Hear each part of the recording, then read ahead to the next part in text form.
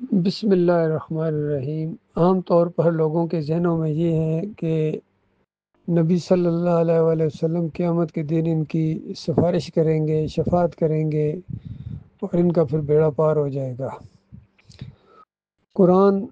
اس مسئلے کو بالکل واضح کرتا ہے کہ دیکھو، شفاعت اور سفارش ان کی ہوگی جو گناہگار مومن ہوں گے، جن کے عقیدے میں اگر شرک ہے اس کی کوئی سفارش نہ کر سکے گا، کوئی اس کی شفاعت نہ کر سکے گا۔ بلکہ قرآن تو کہتا ہے کہ قیامت کے دن یہ آخری نبی محمد صلی اللہ علیہ وآلہ وسلم جب ان شرک کرنے والے مسلمانوں کو دیکھیں گے تو ان کے خلاف مقدمہ دائر کریں گے کہ اے میرے رب، اس قوم نے قرآن کو چھوڑ دیا تھا، اس وجہ سے ان کی یہ حالت ہوئی ہے، کیونکہ قرآن کے پہلے صفحے کے اوپر ایمان خالص موجود ہے۔ اللہ کی حمد و ثنا بیان کرنے کے بعد آپ ایک اللہ سے عہد و پیمان کرتے ہیں، ایاک نعبد و ایاک نستعین۔ اے اللہ، ہم صرف تیری عبادت کرتے ہیں، کرتے رہیں گے۔ اے اللہ، ہم صرف تجھ سے مدد مانگتے ہیں، مانگتے رہیں گے۔ اس عہد و پیمان کو اس طرح پامال کرتے ہیں۔ ان کے بڑے بڑے علماء نے ان کو یہ سکھا دیا۔ تفسیر شبیر احمد عثمانی میں دیکھیں، محمود الحسن صاحب 2.5 پاروں کی انہوں نے تفسیر کی ہے، پھر ان کی موت واقعہ ہو گئی ہے اسی شرک کے اوپر۔ کہتے ہیں کہ اللہ کے مقبول بندوں کو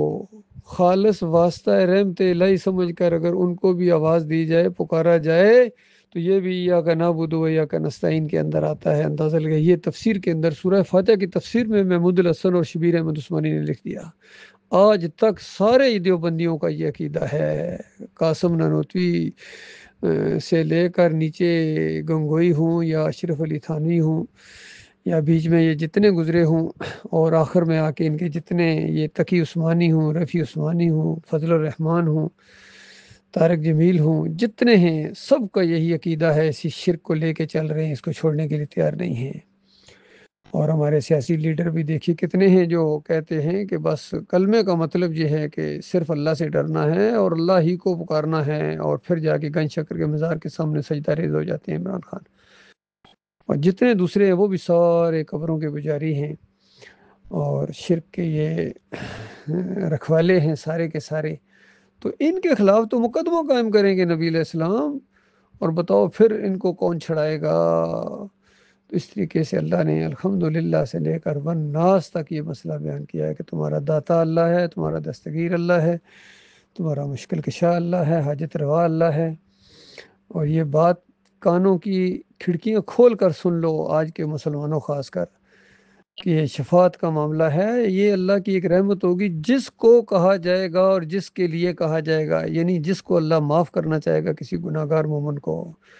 تو اس کے لیے عزت دینے کے لیے دوسروں کو کہا جائے گا کہ اس کے لیے شفاعت کرو۔ اس کو قرآن اس انداز بیان کرتا ہے، من ذا الذی یشفع عندہ الا باذنہ۔ وہ ذرا نام تو لو، کون ہے جو بغیر اجازت کے اپنا منہ کھول سکے گا وہاں؟ بتاؤ کون ہے تمہیں بچائے گا؟ صرف اللہ جس کو اجازت دے گا، اور اللہ اس کو اجازت دے گا جس کے لیے اجازت دے گا، جس کو معاف کرنا چاہے گا مالک۔ اور اس سلسلے میں سب سے زیادہ عزت دی جائے گی آخری نبی محمد صلی اللہ علیہ وآلہ وسلم کو، پھر سارے انبیاء کو، فرشتوں کو، اور مومنوں کو، شہداء کو، صدیقین کو، حتیٰ کہ بچے تک سفارش کریں گے، شفاعت کریں گے، اور اللہ قبول کرے گا۔ اور پھر آخر میں جا کے مالک فرمائے گا کہ سب نے اپنی اپنی سفارش کی، ہمدردی کا اظہار۔ شفاعت کیا ہوتی ہے؟ ہمدردی کا ایک ہوتا ہے کہ مالک اس کو چھوڑ دیجیے، ایک ہمدردی کا پہلو ہوتا ہے۔ تو بتاؤ اللہ سے زیادہ بھی کوئی ہمدردی کرنے والا ہے؟ تو مالک فرمائے گا سب کی شفاعت ہوئی، جتنی بھی قبول ہوئی، اب باقی جو رہ گئے ہیں ان کو میں صرف اپنی وجہ سے، کسی کی وجہ سے نہیں، کیونکہ مالک سب سے زیادہ رحم کرنے والا ہے، اور مالک اپنی وجہ سے ان گناہگار مومنوں کو نکالے گا جنہوں نے کوئی نیکی نہیں کی ہوگی، صرف مومن تھے، مشرک نہیں تھے، مزاروں پر چادریں نہیں چڑھاتے تھے، یا علی مدد کے نعرے نہیں لگاتے تھے، یا رسول مدد کے نعرے نہیں لگاتے تھے، 11ویں نہیں کھاتے تھے، نہ 10 محرم کے شربت پیتے تھے، نہ مزاروں کے اوپر جا کے پھلڑیاں بانٹتے تھے، پنڈارے چڑھاتے تھے۔ یہ ایسے نہیں تھے مومن، اس کو تو اس سے نفرت کرتے تھے وہ مومن۔ باقی دوسری گناہ گاریاں ان کے اندر آ گئی تھی، تو مالک اپنی رحمت و شفقت سے ان کو نکالے گا، اور وہ جتنی شفاعت کے ذریعے نکالے گئے ہوں گے اس سے کہیں زیادہ مالک اپنی وجہ سے نکالے گا۔ اور پھر حدیث میں آتا ہے کہ ان کے چہروں کے اوپر، ماتھے کے اوپر یہ چیز لکھی ہوگی کہ یہ وہ آزاد کردہ گویا اللہ کے غلام ہیں جن کو مالک نے اپنی وجہ سے جہنم سے آزادی دی ہے۔ تو وہ کچھ عرصہ یہ تحریر بھی رہے گی، مالک اس کے بعد وہ اس تحریر کو بھی ختم کر دے گا، اور پھر کسی کو کوئی پتہ نہیں چلے گا کون آخر میں نکلا ہے، سارا معاملہ اس طریقے سے ہوگا۔ تو اللہ کے بندو، یہ ایمان کو سمجھنے کی کوشش کرو، اس کو معمولی چیز نہ سمجھو، یہ جو آواز لگائی جا رہی ہے ایمان کی ایمان کی، یہ اصل ہے۔ ان فرقوں سے نکلو، شرک سے نکلو، جمہوریت کے اس مشرکانہ نظام سے نکلو، اور ایک پلیٹ فارم کے اوپر لا الہ الا اللہ محمد رسول اللہ کے اوپر اکٹھے ہو جاؤ۔ دیکھنا دنیا کی کوئی طاقت تمہارا مقابلہ نہ کر سکے گی، دنیا میں بھی تمہاری عزت ہوگی، اور آخرت میں جنت کی بادشاہی تمہارا انتظار کر رہی ہے ایسے مخلص مومنوں کا۔ لیکن اگر بات نہ مانی اور ڈٹے رہے اسی شرک کے اوپر، تو یاد رکھنا جو مرتا جا رہا آگ میں، جو مرتا جا رہا آگ میں، چاہے وزیر اعظم ہوں یا صدر صاحبان ہوں یا جنرل صاحب ہوں یا چیف جسٹس ہوں، جو بھی ہوں، ایس ایچ او صاحب ہوں یا ڈی پی او صاحب ہوں یا ایم پی اے صاحب ہوں یا ایم این اے صاحب ہوں یا عام مزدور ہو، غریب ہو، فقیر ہو، اگر شرک پر جو بھی مرے گا، مرد ہو عورت ہو، مکی ہو مدنی ہو، فرانس کا رہنے والا ہو یا امریکہ کا رہنے والا ہو یا انڈیا کا، بنگلہ دیش کا یا پاکستان یا بحرین کا،